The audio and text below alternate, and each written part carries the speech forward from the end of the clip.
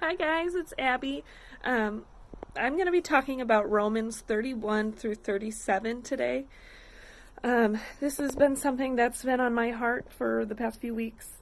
I'm also going to kind of recap over something that Pastor Riley talked about back in January, the last time we saw each other.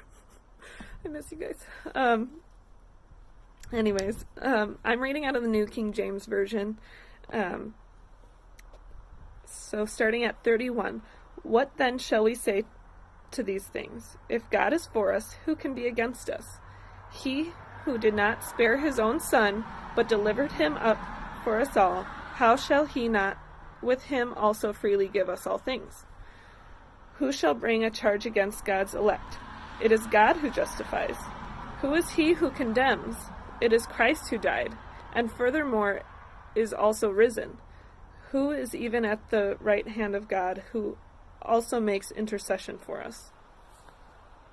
Who shall separate us from the love of Christ? Shall tribulation, distress, persecution, famine, nakedness, peril, or sword? As it is written, for your sake we are all killed all day long. We are accounted as sheep for the slaughter. Yet in all these things we are more than conquerors through him who loved us. Back in January, Pastor Riley talked about his sermon, The Stand, and how the soldiers prepared themselves mentally and physically for battle. They were battle ready. After a battle, they repaired anything that was wrong with their sword, their shield, their shoes, their armor, whatever it might be. They were battle ready before a battle started. And I just take peace, and it almost energizes me and pumps me up for the battle we're in currently today with the whole coronavirus, staying home. It's so easy to let fear, the battle is fear, the battle is depression, the battle is anxiety, whatever it might be, fear of missing out. A lot of you guys are out of school. Some for seniors, you're missing your senior year, but that's okay, because it's so easy to look at the small picture, but when you take a step back and realize God is using you in this moment, he is using you in a battle, that we are more than conquerors, that nothing can separate us from his love.